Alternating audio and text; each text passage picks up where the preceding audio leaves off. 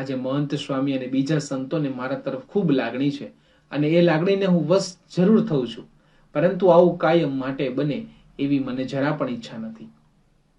સ્વામી બાપા જ્યાં સુધી અહીં બિરાજે છે ત્યાં સુધી આપણે એક જ દ્રષ્ટિ રાખવી, એક જ વાત કરવી, પછી એની અંદર બીજો વિચાર ન હોઈ શકે. સર્વ ખૂબ મારા પર રાજી રહેશો. કાર્ય કરનારા તો બધા જ છે, એકલે હાથે કોઈ તાળી પડતી નથી. બીજું તો કંઈ નહીં, પણ આજના દિવસે બધા આશીર્વાદ આપો કે જેથી કરીને હું સ્વામીજીને રાજી કરી શકું અને સ્વામીજી થકી પ્રેરણા મેળવી શકું. નમ્રતાથી નીતરતી આ વાણી વિરમી ત્યારે તો સૌ જાદુમાંથી જાગૃત થયા હોય એવું અનુભવી રહ્યા. પ્રવચન બાદ સ્વામી શ્રી યોગીજી મહારાજને ભવ્ય હાર અર્પણ કર્યો.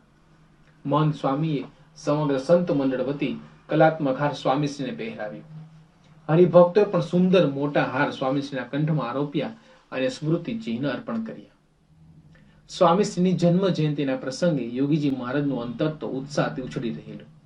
એ ઉત્સાહના શબ્દો દ્વારા વેરતા વહેંચતા તેઓએ જણાવ્યું કે આજે આપણે પ્રમુખ સ્વામીની જન્મતિથિ ઉજવવા ભેગા થયા છીએ. આજે શુભ દિવસ ગણાય, જેમ દિવાળીનો દિવસ કહેવાય એમ આ કહેવાય. શાસ્ત્રીજી મહારાજે નાનપણથી નેમેલા. અમે કાનમથી આવતા હતા. મેં સ્વામીને વાત કરી કે આ ચાડસદથી મુક્તરાજ આવ્યા છે. સ્વામી કહે, આ આપણા ડબ્બામાં બોલાવો. પછી હું બોલાવી લાવીને સ્વામી પાસે મૂક્યા. કાળો કોટ પહેરેલો ને બધું ધામધૂમ હતું. આવી રીતે મોટા પુરુષ જીવને ઓળખે. મોટા પુરુષ જે ધારે એ કરી શકે. શાસ્ત્રીજી મહારાજ જે કાર્ય કરે તેમાં તો બહુ નિર્ગુણ જ હોય.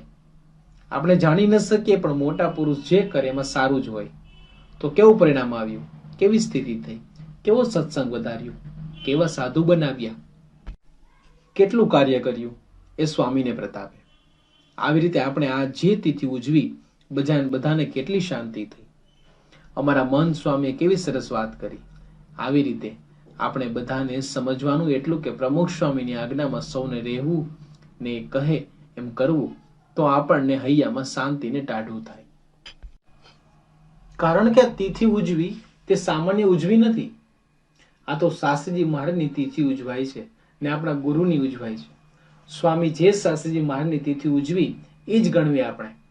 એ મોટા પુરુષ જે નમી ગયા એ શિસ્ત્રીમાં એ શાસ્ત્રીજી મહારાજનું સ્વરૂપ જ કહેવાય.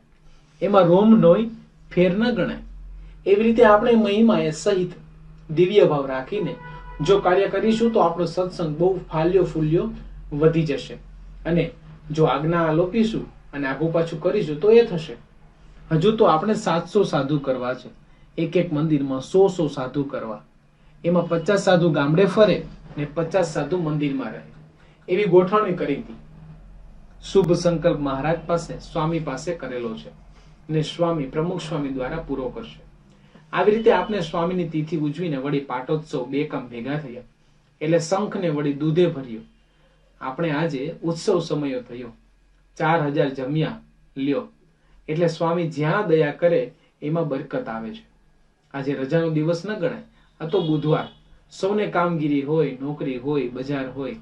રવિવારે સૌ ભેગા થાય, પણ બુધવારે ભેગા થાય એ જિંદગીમાં જોયું નથી. આ બુધવારનો રવિવાર થયો. હવે 12 મહિને સ્વામીશ્રીની તિથિ ઉજવવી સારી રીતે શારદાર. શું કહે છે? શાનદાર. હા, એમ ફાસફૂસ્યું નહીં, મોટા પાયે ઉજવવી, જેથી આપણે જોઈએ, દર્શન કરીએ તો પછી શાંતિ થાય ને. આપણું કાર્ય ઉપાડી લીધું ગણાય. 12 વાગ્યા સુધી તિથિ ઉજવવી જોઈએ. અત્યારે કેટલા વાગ્યા? 10:30 શું 12 પૂરા જ કરો ને.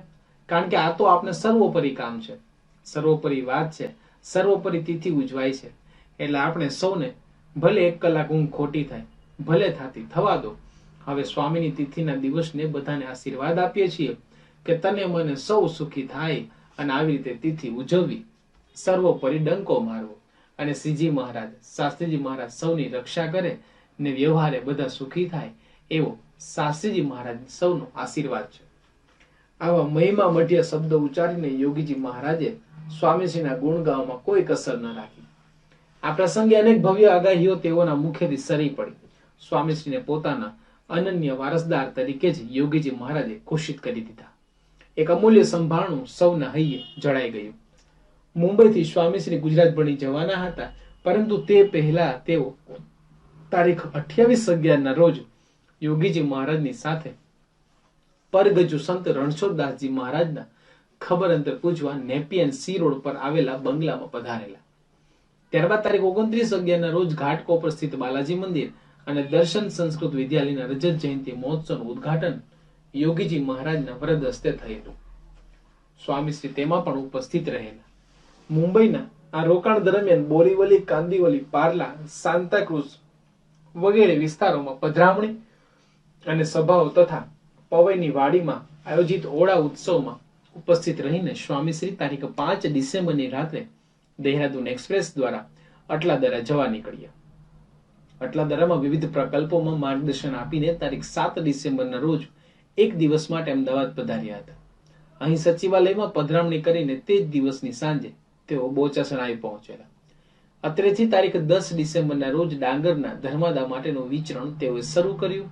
તેની એક નોંધ ટપકાવતા સ્વામીશ્રી તારીખ 12 ડિસેમ્બરની રોજ નિશીમાં લખે છે, ટ્રેક્ટર આવેલ તેમાં લિંબાસી મંદિરમાં ઉતારો, હવે ટ્રેક્ટર વાહન. 3 વાક્યની આ ટૂંકી નોંધ સ્વામીશ્રી વિશે ઘણું કહી જાય છે. પ્રમુખ પદ સંભાળી અને 18 વર્ષના વાણા વીતી ગયા છે. જેઓના હસ્તે મૂર્તિ પ્રતિષ્ઠાઓ થઈ રહી છે, જેઓની જન્મ જયંતિ ઉજવાઈ રહી છે, એ સ્વામીશ્રી હજી ટ્રેક્ટરમાં ઘૂમે છે. હક પ્રત્યે કેટલા બેફિકર, ફરજ પ્રત્યે કેટલા સભાન.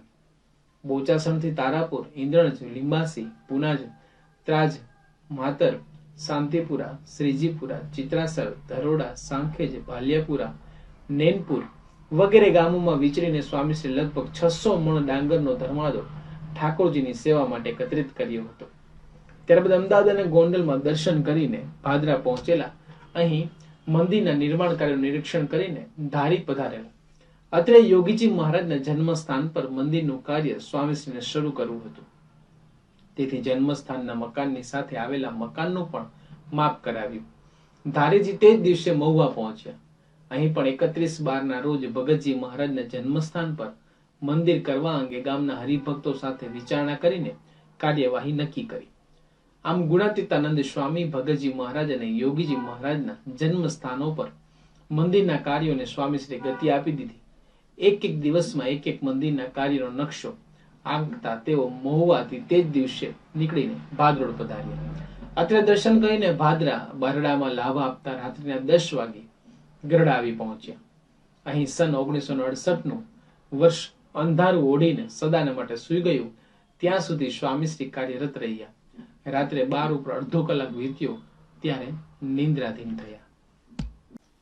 આ ઉત્સવ બાદ સ્વામીશ્રી તારીખ 15/5ની સવારે અટલાદરાથી બોચાસણ આવેલા. તેનું નિમિત્ત જણાવતા તેઓ રોજનીસીમાં લખે છે, બપોરે મોટરમાં બોચાસણ, ઉકરડા, ઝાજરા તેમજ બીજા બાંધકામ અંગે વાતચીત કરી રાત્રે પાછું અટલાદરા.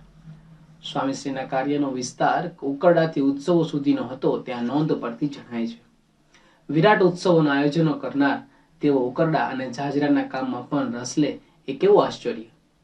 આવા કામ માટે પણ અટલાદરાથી બોચાસણ સુધીનો ફેરો કરનાર સ્વામીશ્રી માટે કોઈ કામ નાનું નહોતું.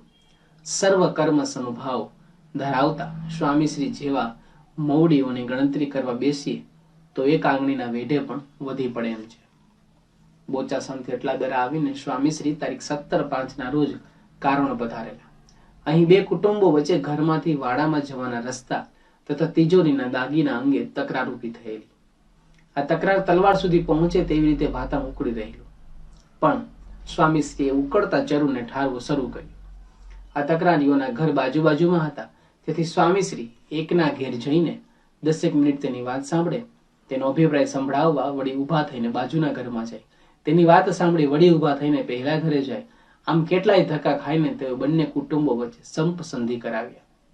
તે વખતે સ્વામીશ્રીની સલાહ સુલેથી શાંત થયેલા કુટુંબીઓ બોલી ઉઠેલા કે જો પ્રમુખ સ્વામી અમારી મિલકતની વહેંચણીમાં મધ્યસ્થ ન બન્યા હોત તો અમારે ખૂન ખરાબાનો વખત આવત.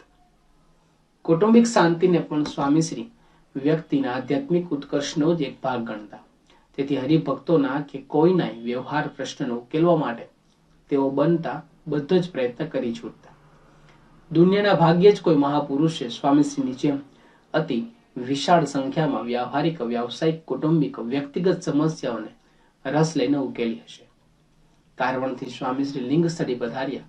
અત્રે 18 મેના રોજ હરિમંદિરનો પ્રતિષ્ઠા ઉત્સવ યોગીજી મહારાજના સાનિધ્યમાં સંપન્ન થયો. લિંગ સ્થળેથી યોગીજી મહારાજને ધાવટ ગામમાં નિર્માણ પામનાર મંદિરની ખાતવિધિ માટે પધરાવવાનું હતું, પરંતુ તેઓને અચાનક ધર્મજ જવાનું થતા ખાતવિધિ માટે સ્વામીશ્રીને આજ્ઞા કરી. તે સ્વામીશ્રી લિંગ સ્થળે કુરાલી થઈને ધાવટ પધાર્યા. અહીં તારીખ 21મીના રોજ વિધિસર ખાત મુહૂર્ત વિધિ તેઓના વરદ હસ્તે સંપન્ન થયો.